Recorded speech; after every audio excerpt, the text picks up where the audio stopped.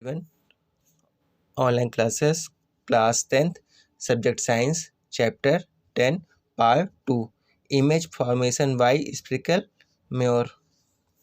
गोली दर्पणों द्वारा प्रतिबिंब बनना. You have studied about the image formation by plane mirror. You also know the nature, position, and relative size of the images formed by them. How about the images formed by spherical mirror? How can we locate the image formed by a concave mirror for different positions of the object? Are the images real or virtual? Are they enlarged, diminished, or have the some size? We shall explore this with an activity. जैसा कि आप समतल दर्पणों द्वारा प्रतिबिंब बनाने के लिए अध्ययन कर चुके हैं, आप इनके द्वारा बनाए गए प्रतिबिंब की प्रकृति, स्थिति तथा अपेक्षित साइज के बारे में भी जानते हैं. गोली दर्पणों द्वारा बने प्रतिबिंब कैसे होते हैं? किसी अवतल दर्पण द्वारा बिंब की विभिन्न स्थितियों के लिए बने प्रतिबिंब की स्थिति का निर्धारण हम किस प्रकार कर सकते हैं? यह प्रतिबिंब वास्तविक है अथवा आभासी? क्या वह आवर्धित है, छोटे हैं या समान साइज के? हम एक क्रियाकलाप द्वारा इसका अन्वेषण करेंगे.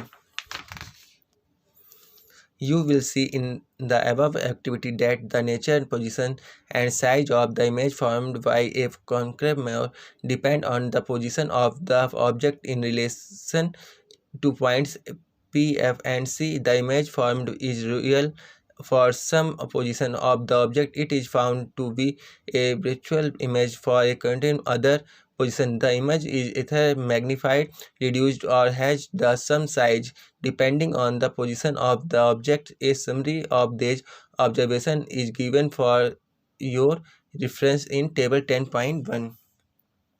उपरोक्त क्रियाकलाप में आप देखते हैं कि अवतल दर्पण द्वारा बने प्रतिबिंब की प्राकृतिक स्थिति या साइज बिंदु पी, एफ तथा सी से सापेक्ष बिंब की स्थिति पर निर्भर करते हैं. बिंब की कुछ स्थितियों के लिए बनने वाले प्रतिबिंब वास्तविक है. बिंब के कुछ दूसरी स्थितियों के लिए यह आभासी होता है. बिंब के स्थिति के अनुसार ही प्रतिबिंब आवर्धित, छोटा या समान साइज का होता है. इन प्रेक्षणों को संक्षिप्त विवरण आपके निर्देशन के लिए सारणी 10.1 में दिखाया गया है. Representation of images formed by spherical mirrors using ray diagrams. किरण आरेखों का उपयोग करके गोली दर्पणों द्वारा बने प्रतिबिंब का निरूपण. We can also study the formation of images by spherical mirrors by drawing ray diagrams. Consider an standard object of finite size placed in front of a spherical mirror.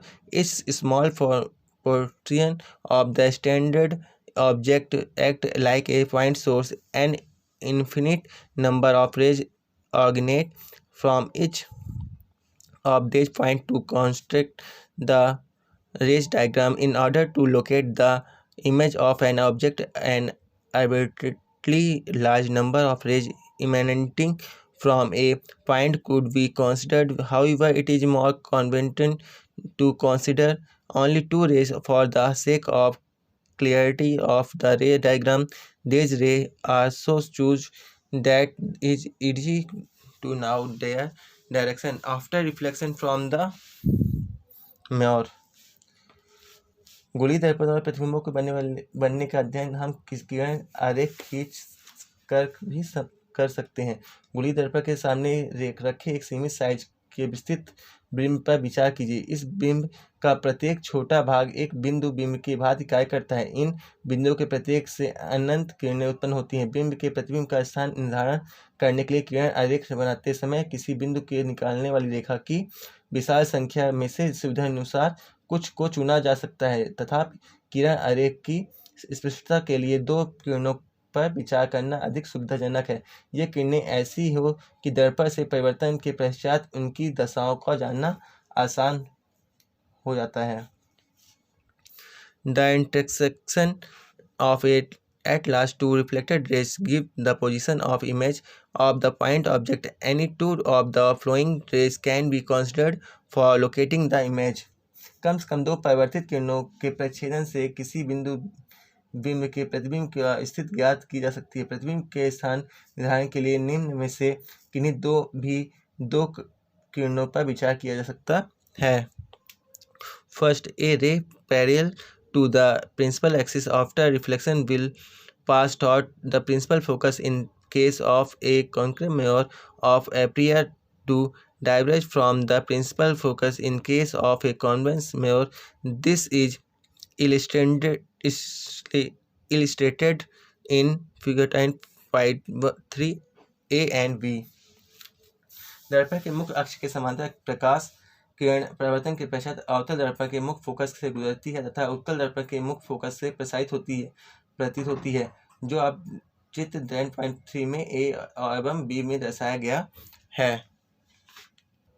Second number, a ray passing through the principal focus of a concave mirror of a ray which is directed towards the principal focus of a convex mirror after reflection will emerge parallel to the principal axis. This is illustrated in figure 10.4 a and b. अवतल दर्पण के मुख्य focus से गुजरने वाली किरण अथवा उत्तल दर्पण से मुख्य फोकस की ओर निर्देशित किरण परिवर्तन के पश्चात मुख्य अक्ष के समांतर निकलेगी, जो डायग्राम 10.4 तथा बी में दर्शाया गया है।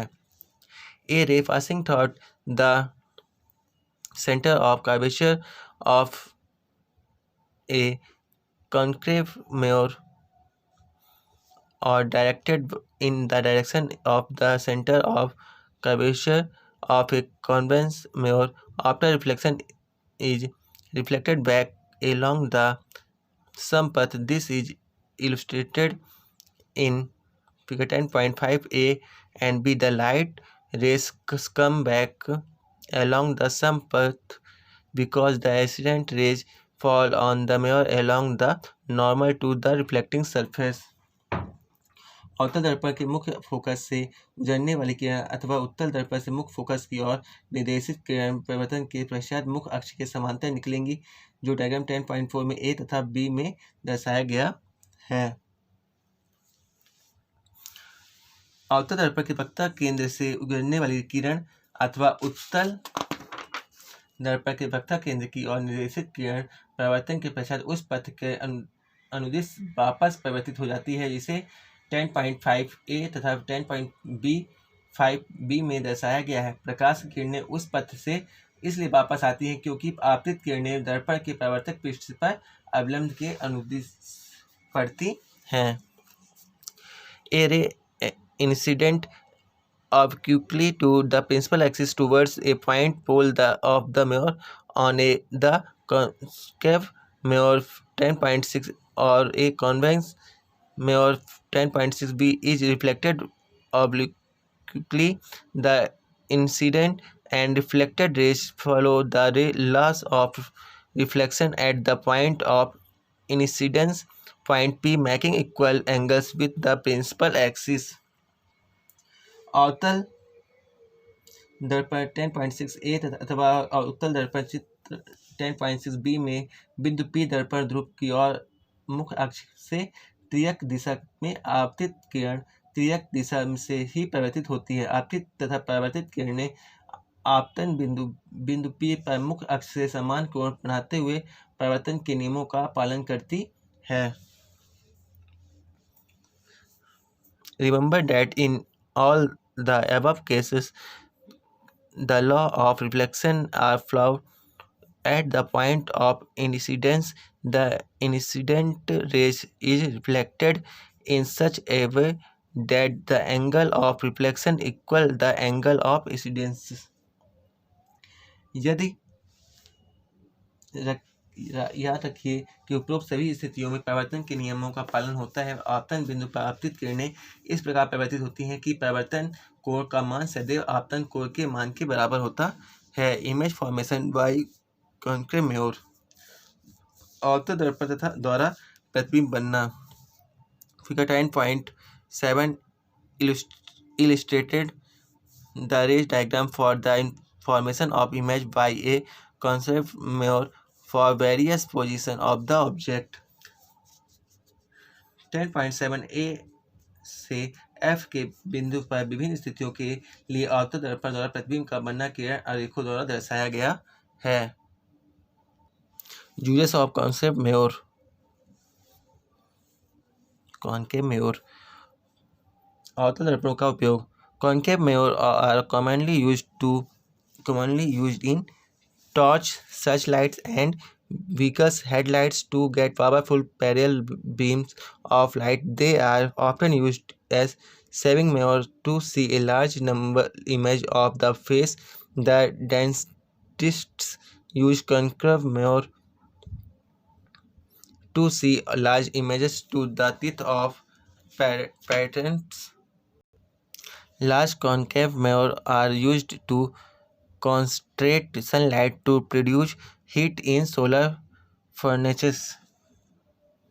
अवतल दर्पणों का उपयोग सामान्यतः टार्च, सर्चलाइट तथा वाहनों के अग्रदीपों में प्रकाश के शक्तिशाली समांतर किरण पुंज प्राप्त करने के लिए किया जाता है. इन्हें प्रायः चेहरे के बड़ा प्रतिबिंब दिखने के लिए सेविंग्स दर्पणों के रूप में उपयोग करते हैं. दंत विशेषज्ञ अवतल दर्पण का उपयोग मरीज के दांतों का बड़ा प्रतिबिंब देखने के लिए करते हैं.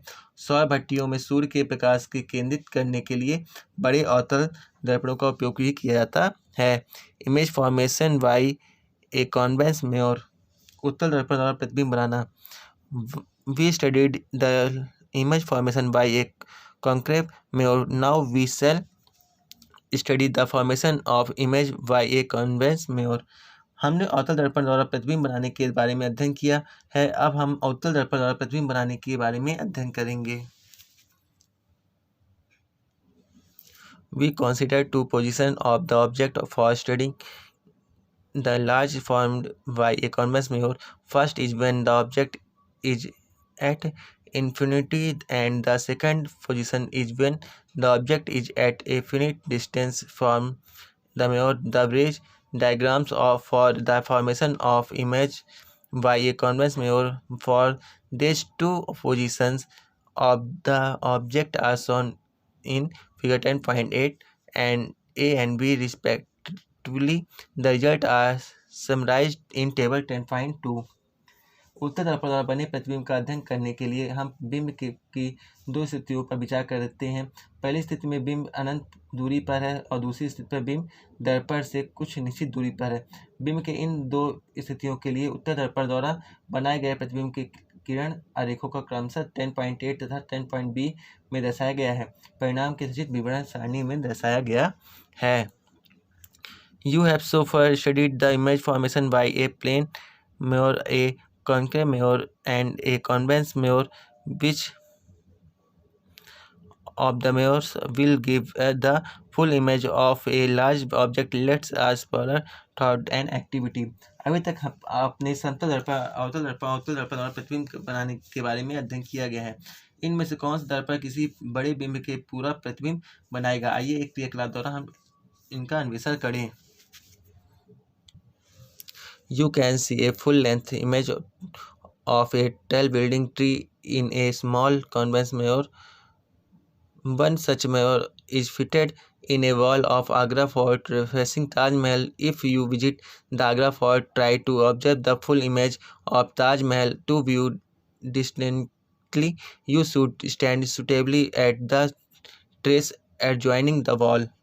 आप एक छोटे उत्तल दर्पण में किसी ऊंचे पहाड़, पेड़ या का पूर्ण लंबाई का प्रतिबिंब देख सकते हैं. आगरा किले में का एक दीवार में ऐसा ही एक दर्पण ताजमहल की ओर लगा हुआ है. यदि आप कभी आगरा किले देखने जाएं तो दीवार पर लगे इस दर्पण में ताजमहल के पूरे प्रतिबिंब को देखने का प्रयास करें.